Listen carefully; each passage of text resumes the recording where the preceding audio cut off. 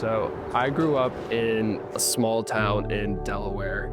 I grew up in a really, really religious environment. I did 13 years of Christian schooling. I did youth group on Monday nights. Go to church on Sundays with my friends. But the environment that I was in was really, really toxic, and it really warped my perception of who God is.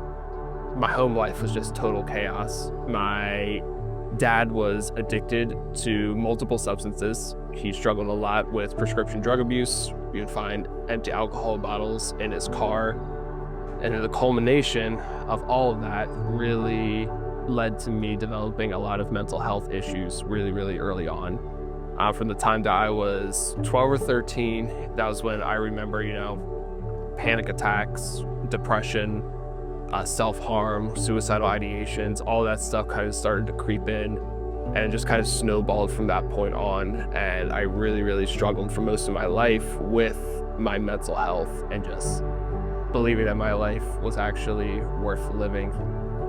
So when I got out of high school, I kind of just took a step back and I looked around, and I just looked at all the churches and all these religious leaders in my area, and I want nothing to do with that. And so from that point on, I became atheist, and I was atheist for probably about 10 years.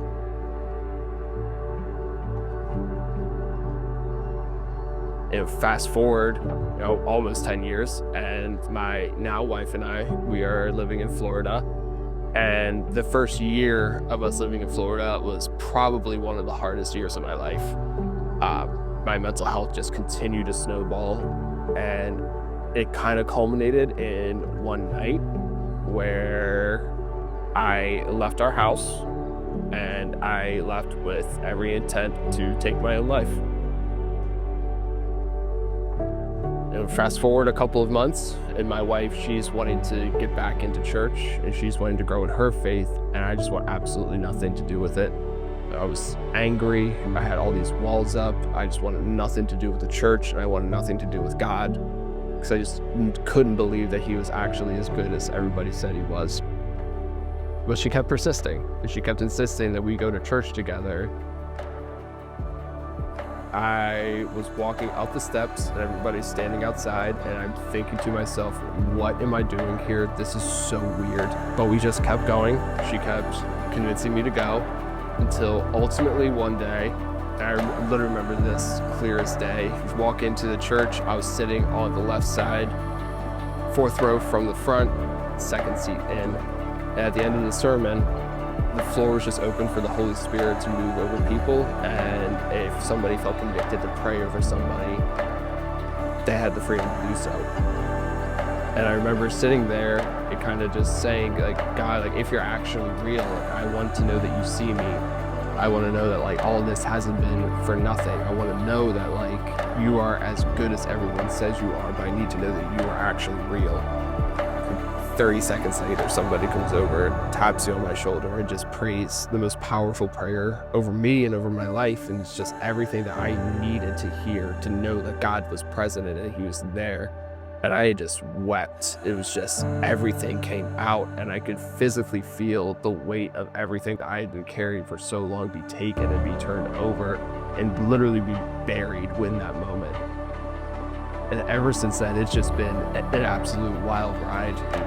The members of the church and everybody that serves there week in, week out, they unknowingly have helped heal so much of my church trauma, so much of my church hurt, just by showing up every week and just being so genuine in their interactions.